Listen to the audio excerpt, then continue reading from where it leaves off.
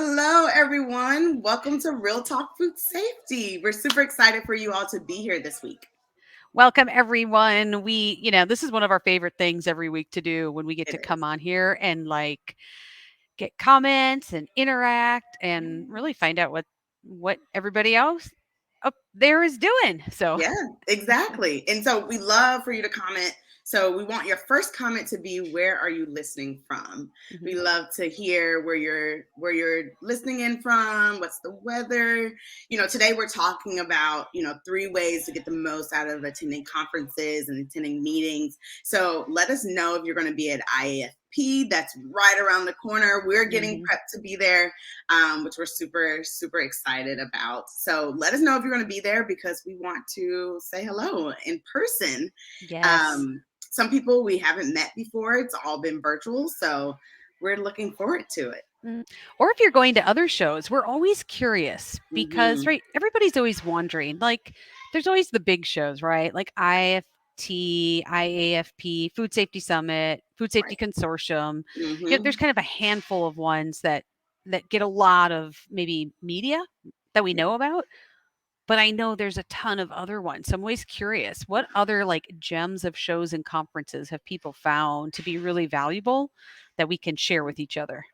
Yeah, and I think that's a really good point because even as we go through, these 3 ways that we've identified to make the most out of, attending conferences and attending meetings, a, a lot of it is which ones are out there and which ones would make the most impact to me, as a business owner, or Mhm. if you are in dairy, where should you go? If you are a new entrepreneur, where should you go?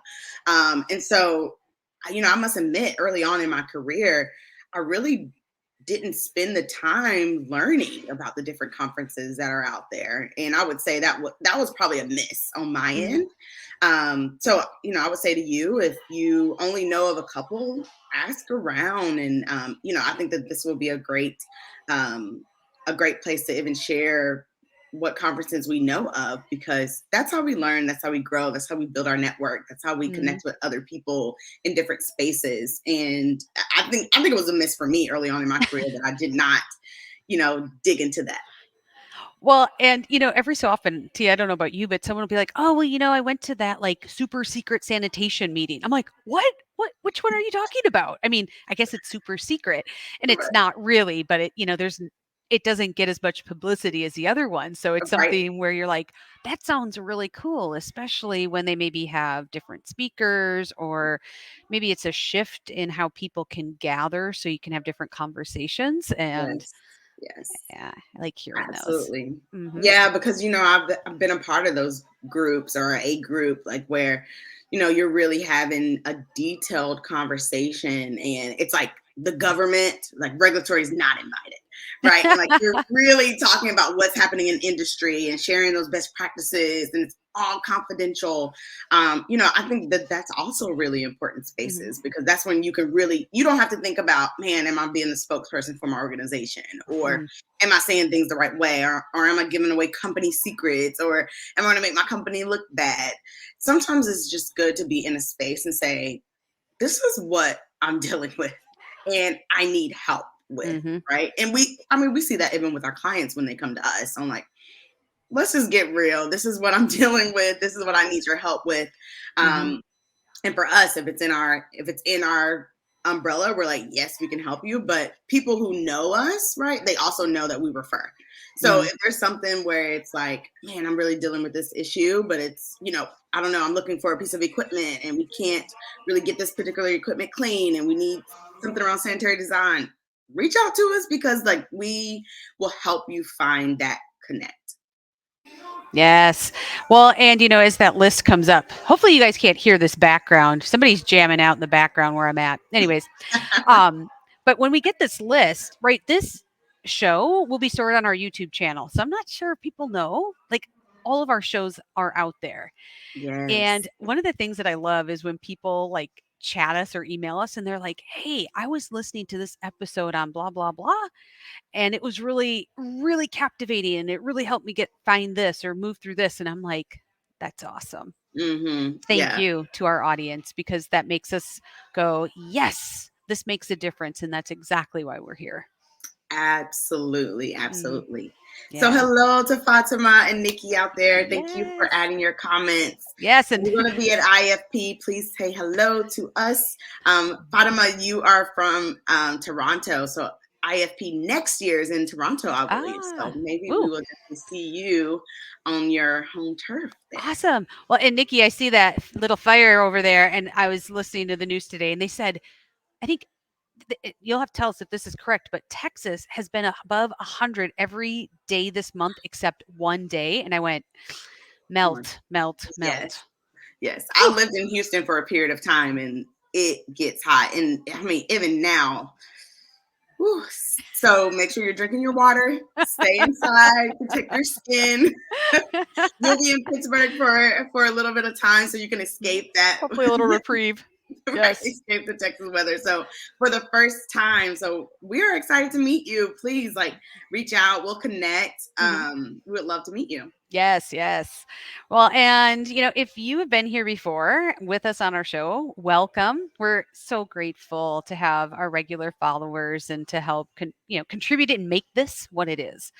And if you're new, welcome. Here on Real Talk Food Safety, like T and I were just talking about, we like to talk about things that we hear about, but we don't always have time or we don't stop to have the conversation. And hopefully we go further than the things that are, our goal is to not be webinar type based. Like we're not just going to be here to present information or high level it. We really want to get into some of the weeds on what are the things that challenge us, cause us to be stuck, things that we need a village to help us work through. Yeah. So this is really kind of that cue, use comments and for questions, feedback, and even aha moments as you have them during the show so that we can, interact with the other people that are watching and so that we can also help contribute. Yeah, absolutely. And that's why we created, Real Talk, is to have those real conversations about what's happening in our space and to help Mhm. us grow together. Yes. And if you are just becoming familiar with Catalyst, Tia and I provide leadership development programs for technical experts, subject matter experts like you, or probably someone so that you can be incredibly effective technical leaders. And we love it because we have individuals in our programs. We have companies that bring their entire technical teams from like R&D and packaging and food safety all into our program. And we do it because we love being able to provide leadership development that is fundamentally grounded from a technical aspect so Mm-hmm. that you can really be the technical leader you need to be. Right. Exactly. And people forget about this leadership Mhm. aspect of people development in food safety culture, right? Like being technical is one thing, but making sure that you focus on leadership skills. And I love our programs. Obviously, I'm a little biased, but I love our programs because it really is, like you said, based in those technical aspects of what we do every day. Mhm. We understand that we're very technical people, and we like data, and that's what we understand. That's what we've been trained in. So, in order to translate that into leadership, is crucial in order to lead food safety culture, right? And to make that culture change. But it's so needed at organizations. Yeah. Yep. Because culture is really right. It's about taking care of people. Mm-hmm. And when we're in technical roles, right, people are often like, wow, we're so glad you're here because we need help with food safety programs. That's awesome. But that also kind of sets us up to not always put people first. And so, really, what we focus on is how do we help blend those things together? Because that's where the magic happens. Leadership Absolutely. is intentional, it's not just being a good, nice, smart person. There are Mm-hmm. things that help you step into leadership better. And Right. actually, really flows into what we're talking about today because as a Yes. leader we're deciding how and helping our team members decide how to develop, and Mm-hmm. attending conferences and meetings can be about development. So Absolutely. And we talked about how many conferences there are out there, right? And I see Fatima, you just joined the industry, so you will start to hear more and welcome. more about these events, and you should, right? And as you continue to develop, you'll start asking to attend conferences and meetings and such. And it really is a part of your development. Mhm. But, we really like using the word intentional.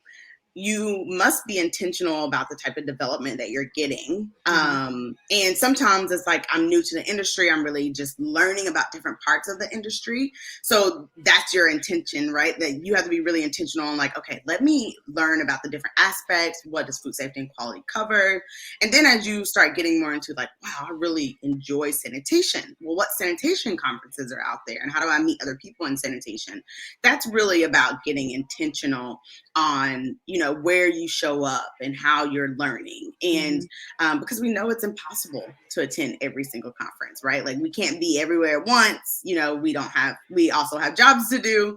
There's not enough resources around to attend every single conference. Mhm. So you want to be intentional about where you go, what you're doing there, because all that flows into your development. Yes. And so we might as well jump in because when I think about going to a meeting or conference, the first thing I always say is, what am I going to learn? Yes. Is there something here that strengthens something that I'm already familiar with, but I want to Mhm. get the next level of details that are coming out? Yeah. That can be really important. But Yeah. lately, what I find is that, when I think about conferences, there's a lot of great information, but there's also a lot of repetitive information, or it Mhm. seems repetitive. It may seem repetitive. So then I often think about, what can I learn that I typically wouldn't sign up to go do, but it's going to be available when I go to this workshop or conference. So that way I can learn about maybe something that I'm more familiar with and strengthening, but also have something where I'm like, I typically wouldn't go listen to this.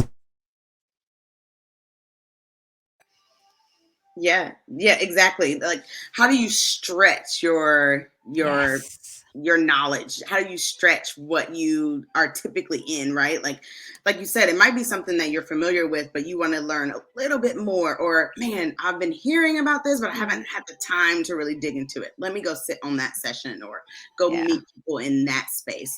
So it's like, how do you expand? That's the word, expand. How do you I like it. expand your knowledge in Mhm. an area. So I really like that. I do the same thing where I'm looking at something like IFP that runs a lot of sessions, especially a lot of sessions concurrently. I like to take a look and say, okay, what is something new that I have heard about, but I'm curious about, but I don't really know that much about. Mhm. Because it's not just hearing the topic; it's also understanding, well, who's in the room, who's talking about the topic.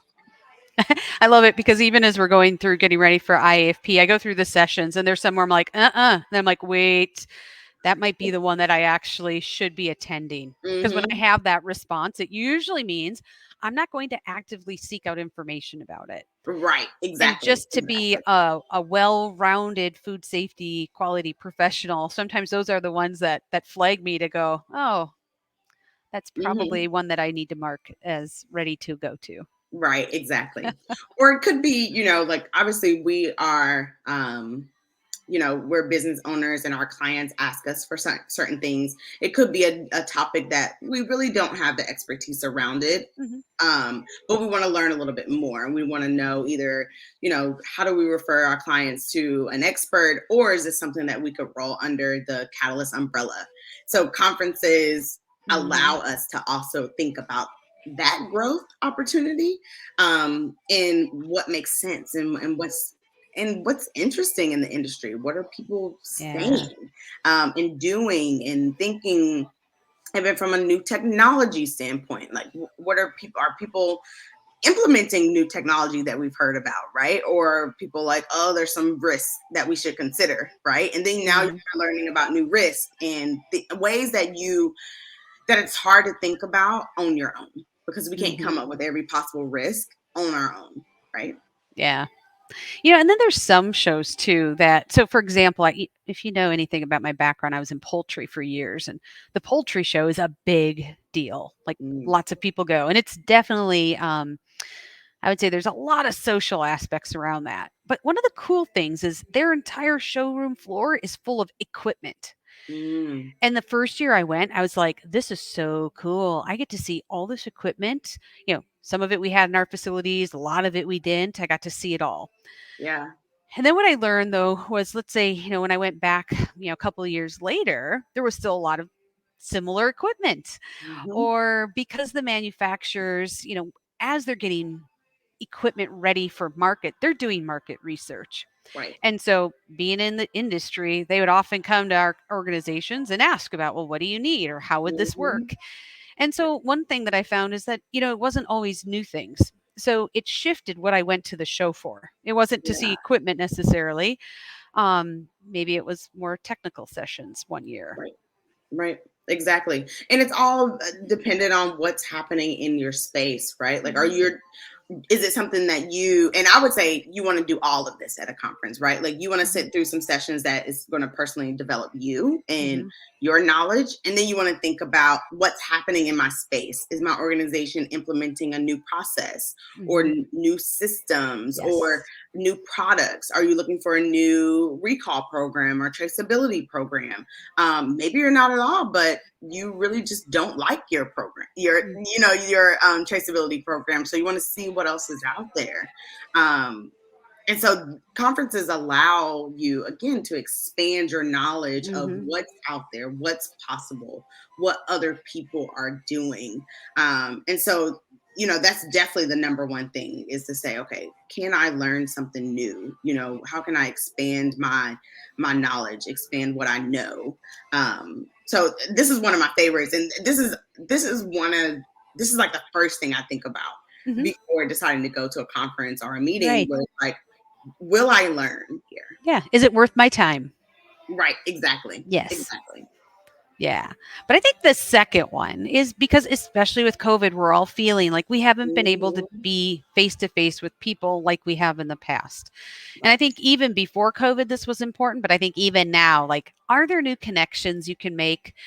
And, or can I nurture my network? Right? Yeah. Who can I? It's the social aspect. Like, who can we connect with? Because it takes a village when we're in Yeah. food safety and quality. And so, how do we continue nurturing the circle of support that we need for us to be successful, our teams, our Right. organizations?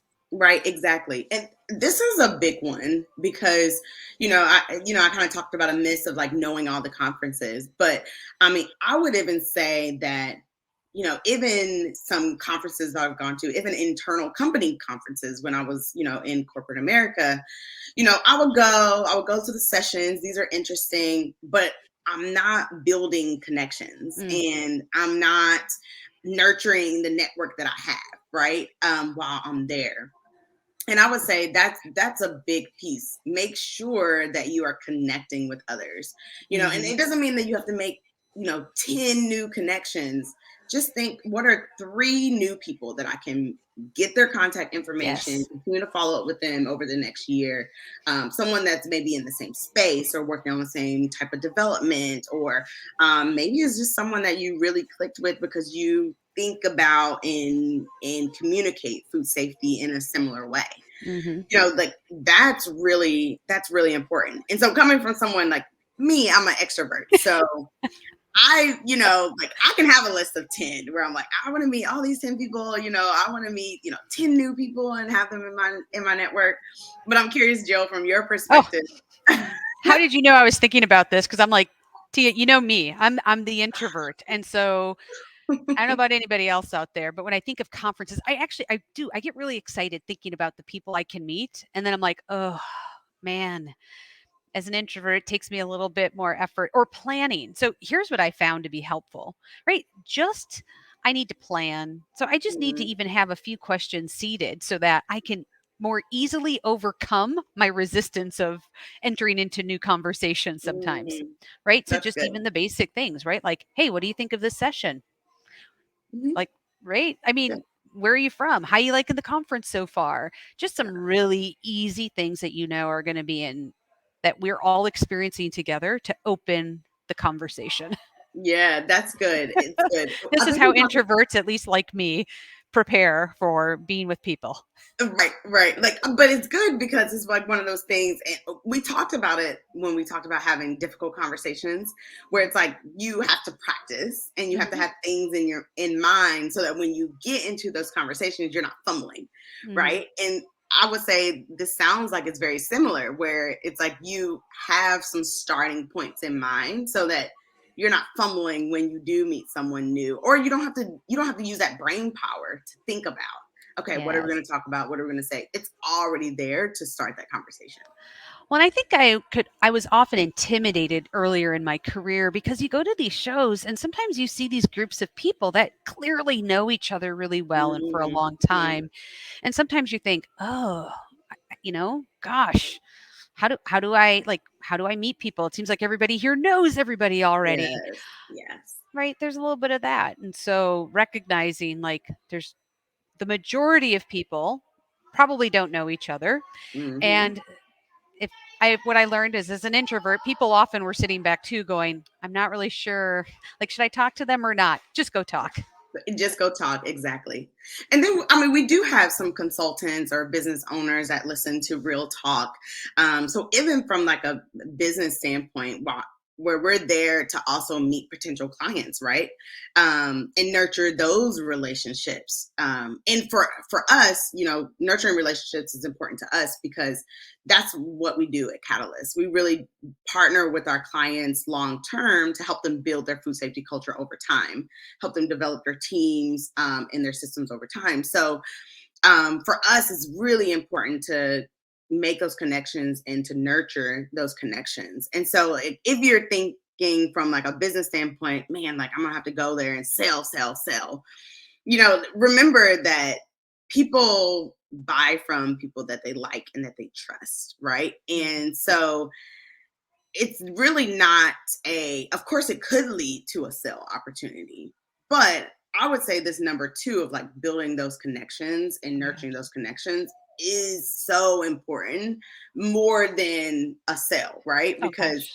you have to get those relationships, right? Like you have to build those connections and you never know what that's going to turn into in the future. But even if you're not like just going to meet people in the industry because you work in the same field and you are a consultant and you're thinking about, man, I just need to meet more food safety people for my business.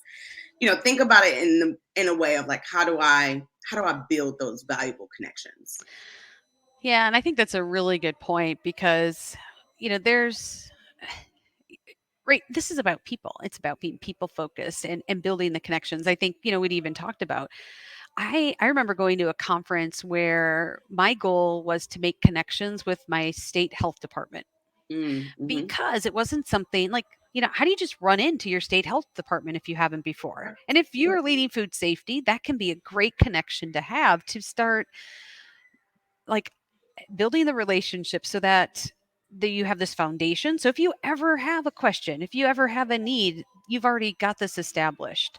Right. Yeah. Um, it's looking ahead to, gosh, maybe this year we're not doing any software or tech, but maybe in a couple of years we are.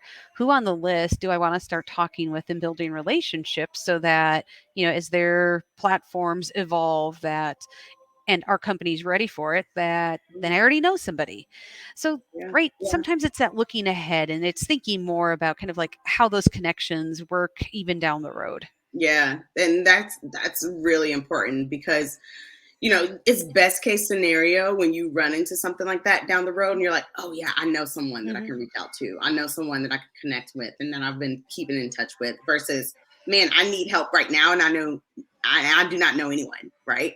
That's like, oh man, who can I reach out to? Who can in my network can connect me to someone when it's Hmm. just so much easier when it's like, oh yeah, I met them at IFP in 2022.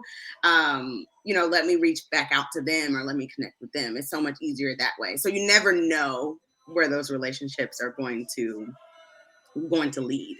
You know, Yes. Nikki, I like your comment about just being autistic and sometimes conferences are hard.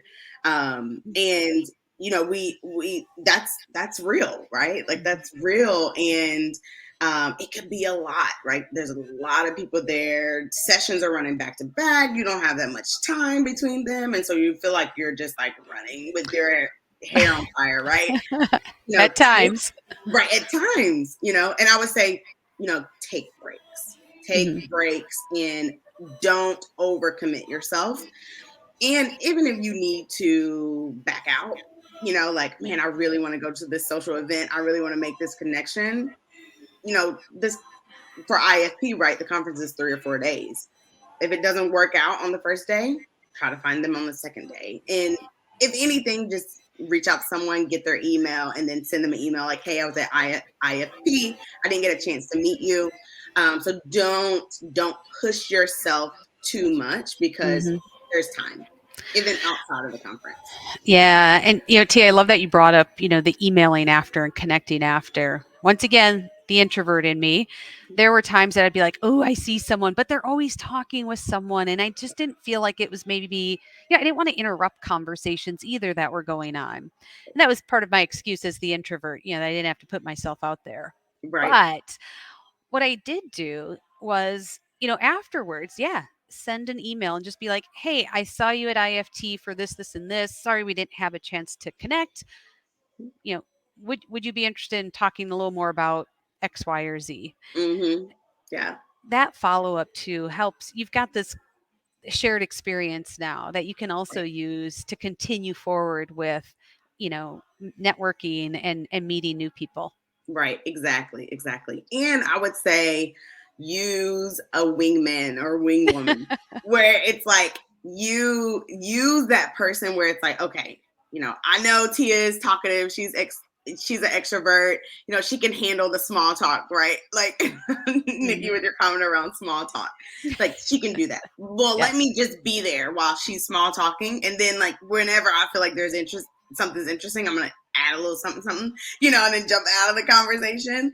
And I mean, that's using your network, right? And that's using people around you and that support system to say, okay, how do I also meet these people? And they know, well, Tia was there. I met Tia. You came up and you talked with me with Jill. Now they have a common link on like how they know me, where they meet, and then other people are great at it, right? Like they'll start saying, "Oh, what's your name? Where did you work?" and start asking you questions. So now you have that connection. Yes.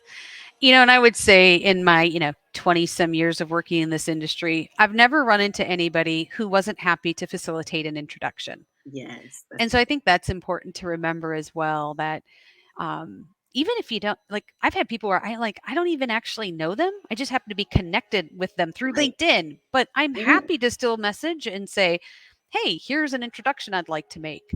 And Right. so I think even if you know someone or know of someone, making that introduction is something that people like to do because we like to help build around us because we know that it's a big world, but it's a small world in food safety and quality. Right. Exactly. So connections are big, right? And you want to make sure that you're getting out making those connections so that you might need them in the future or you might need them now, right? Or maybe you even just want to learn what other companies are doing. Yes. How are they tackling food safety culture? How are they tackling sanitation or a new regulation that's coming up, right? Like understanding even and learning from other organizations also help you be a better food safety and quality leader. That's why we use Better Together, right? Hashtag Better Together, because it's true. We are, and these conferences allow you to do that. Yes. Yeah.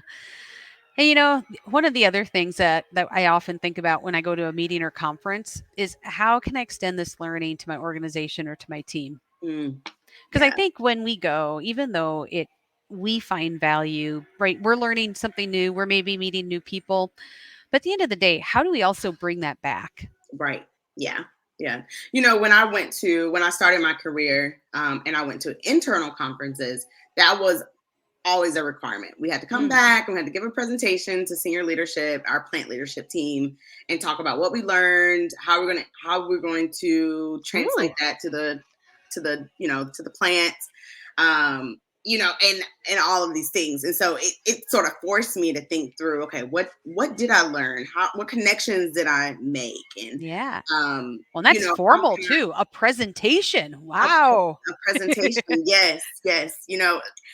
if you see me at IFP, you can ask about a funny story with my manager where during one of these presentations where I kind of stumbled on my words, and and it was interesting. But I was new to the organization, and I had to give this presentation to leadership, and I kind of stumbled on my words a little bit, got my words all mixed up. Yeah, So, but happens. it helped me think about like, okay, first of all, what do I want to get out of the conference, right? Is the same things that we're talking through, like what I want to learn, what connections I want to get. But then this third one on, okay, what do I want to actually bring back Mm-hmm. to my organization? And that might trigger you to sit through a certain session because, maybe your organization is looking into getting into plant-based foods, and you might need to sit in on a topic and have those conversations and learn more about it so you can take it back to the organization and have that conversation. Whatever it happens to be, like this is a big one, and it shows value for the organization to be intentional about putting funds to sending people to conferences and sending people to meetings, whether it's internal again or external. There's a dollar amount to it, and so if you're bringing things back, it really helps make it real for the organization to say, okay, we need to intentionally put funds here to help our people learn in this setting. Well, and I think it's always interesting because we go and we're submersed, for several days at a conference, and it's like we're sponges. But of course, we can't sponge it all up because there's just so much. Yeah. And, one of the things I've been guilty of is I go and I have this great conference and I'm like, oh, I can't wait to do more in this space. And then I get back to my real life and work takes over. And before I know it, like I'm not using what I learned or who I met to the fullest value that I can or should. Yes. Yeah. And that's real, right? I mean, that is sometimes how it goes. And that's why I think sometimes even if you can just even, it's not a lot of time, a few minutes, plan ahead. Like, what am I going to learn? Who do I want to meet? And then even how can I share it? Right. And Tia, we didn't have to do presentations, but we did have our group do a really simple 1-page trip report. Didn't even have to be 1 page, but we really wanted them to just have a document to share with our whole team that were like 3 things you learned, 3 people you met, 3 things we should be implementing right now. Yeah, I love that. And so it was really fast and something they could share even at a team meeting quickly. Of course, people could always set up more time if they wanted to talk, more details about things. But so I think why I share that is it doesn't have to be massively complicated either. Right. It can be something that's like, we're going to do 1, 2, and 3. And you can do that on the flight back home, right? Yes. And the sooner the better, honestly, because it's fresh in your mind and you can really get this stuff on paper and really think about like, yeah, how am I going to take this information and apply it to my, my job, my real life, what I'm working on in this space. And then that will also help you even get even more connections in the future because as you're thinking about, okay, what did I learn? You also think through, how do I learn more about this? Or how do I, I didn't really get this question answered. So how do I find out more about that? Are the people that I met, can I send them a note on like, hey, you talked about this. I would love to learn more. Can we set up 30 minutes to have a conversation or whatever it happens to be? Yeah. And I think it's like you said, it just goes to show the organization that you value, that they're investing in having this experience. It also shows that you're committed to further developing and not only just yourself, but everyone else around you. And I think that's a really important part when we talk about, once again, the difference between a technical expert and a technical leader. Technical leaders bring people with them, and we are intentional about that. And technical experts probably, I've been there too, right? I get information and I do it so I can have my work be more efficient, better, smarter, more accurate, whatever it is. Right. But just going this little step further really helps kind of differentiate and help show that you are looking to help lead in this area as well. Right, exactly. And we talked about like extending the learning to your team. that's so important because sometimes there's only one or two people from the organization that's going. And so, I really enjoyed it when my manager came back and said, I went to this conference and this is what I learned. And this is some things that they're talking about in the space. And, oh yeah, Tia, you're over this. I made this connection. I want to connect you to have a conversation and talk about it to help you with your role and your projects that you're working on. Thinking about how that's all connected because sometimes it's impossible for, the 20 people in food safety and quality to to go to a conference, right? So thinking through, how do I extend that to my team? How do I give them that development, that intentional development, even if they weren't there? Yeah.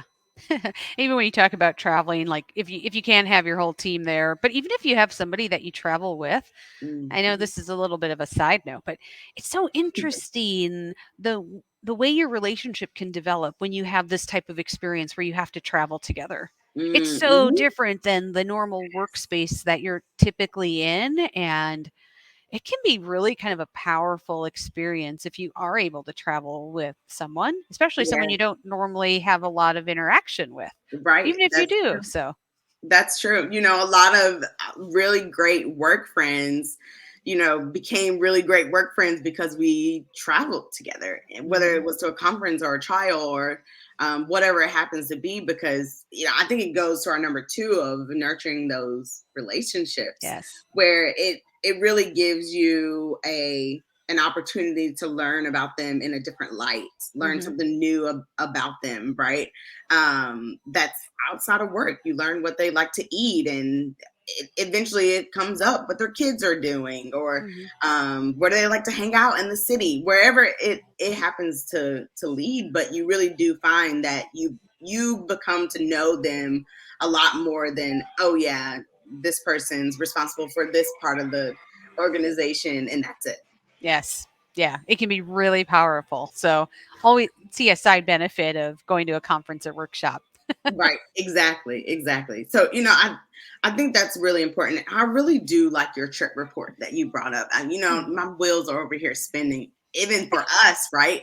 To think about, like, afterwards, how do we debrief Yeah. on what are the things that we learned? What are the, top 3 to 5 people we met, and how do we implement something right now?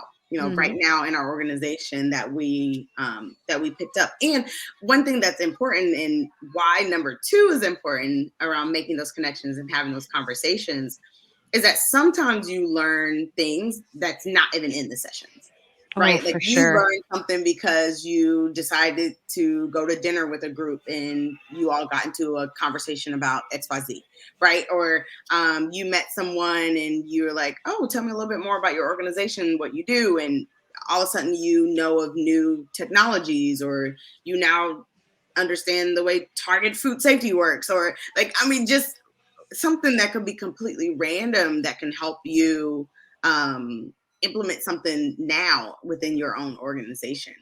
So, Yes. that has happened to me plenty of times. Yeah, and me, I like to play the introvert card, but sometimes session after session after session, sometimes I have to leave. I leave because Hmm. I need a few minutes of like just kind of getting away.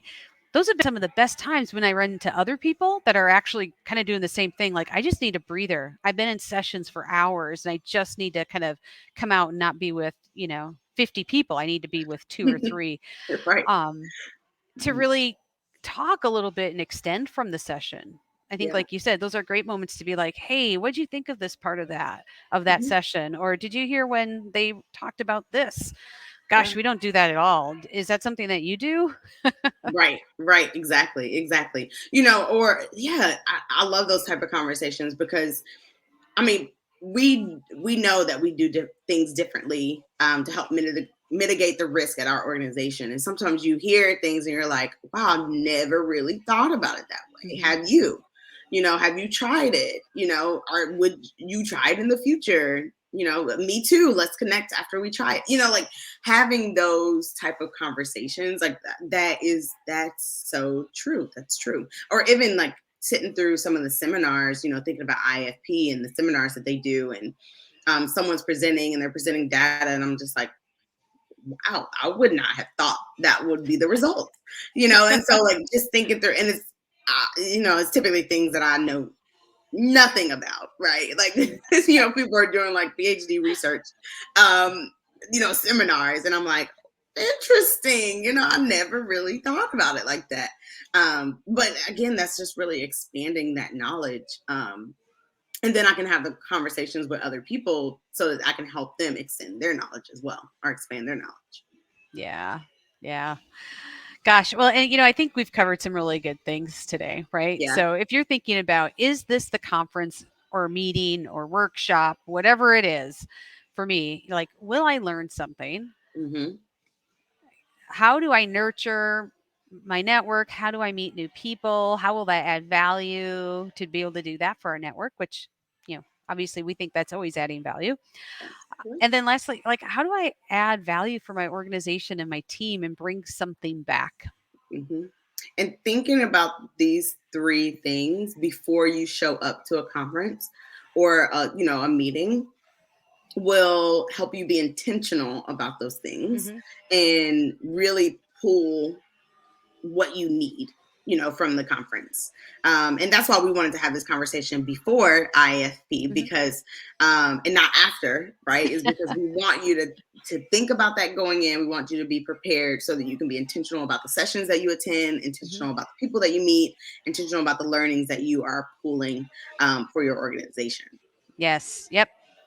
And, as you are planning, if you're going to IFP, so Nikki, if you're going, like, here are a few things that we hope we can connect up with you. Yes. We on Tuesday between 10 and noon, we're going to be kind of at the coffee station at the conference center so that we can just have some, like, I'm going to say some free time and flex time so that we can meet people and, have some conversations without being in sessions. And then we are both part of PDGs as chair and vice chair. Tia is with the Retail and Food Service PDG, and I'm with the Developing Food Safety Professionals. And we have our meetings on Sunday. So we have a great lineup and a panel at ours. Tia, I'm not even sure what your PDG has planned. Yeah, we are. Right now, we have a speaker from FDA coming in, and they are giving an update on the new era of food safety for core element 3 is around the modernization of retail. So we have an update for that. So we're super excited about that because it's been about a year since we've had FDA on. So yeah, we'll be talking there. And then we also are planning webinar sessions throughout the year. Awesome. And so we are collecting ideas around that and speakers around that and having that conversation. Awesome. Well, and let's see, the other thing, Tia is on a roundtable on Tuesday at 3:45 called Life After Graduate School and Beyond Academia. Yes. And so whether we see you at one of those events or we happen to connect in passing or through like chatting each other on the app or something, we'd love to be able to meet you in person and see you there. Yeah, absolutely. And we plan to do some updates throughout the conference. We're hoping to have some of that planned. So, if you are not following us on LinkedIn, please do, because you'll see those updates through our personal page, but also through Catalyst. So if you're not following Catalyst, follow us and you'll be able to see those updates. We our coffee session, our coffee meet is actually a LinkedIn event that we have on there, so we'll able to communicate if there's any changes. So please make sure to add that to your calendar. Absolutely. And our greatest hope is that everyone is the technical leader that they want to be and deserve to be, because it is an honor and a privilege to be able to serve our teams and our organization in this way. And if you know of someone who may be ready to do that or is stepping into that role, our early technical leader boot camp opens in September.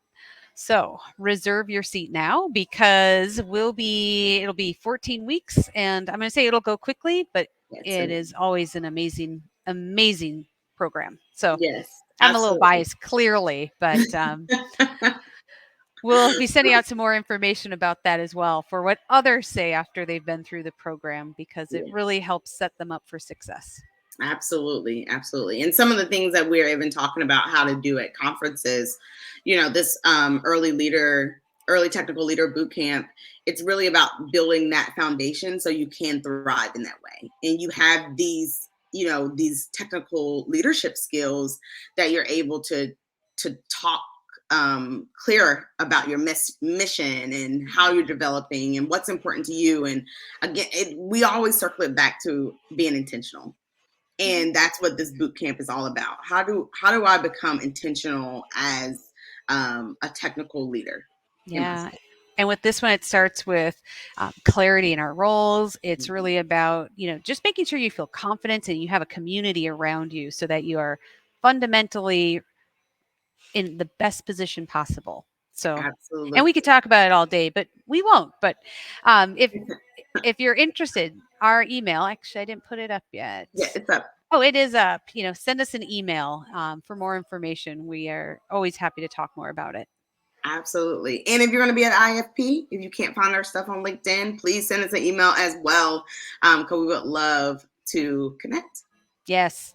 So next week, we will have some updates probably about IAFP and maybe even live from IAFP. So we look forward to seeing you, whether you are there or right back here every Wednesday at noon Eastern. Yes. So thank you for joining us today. See you all later. Have a great day. Bye-bye.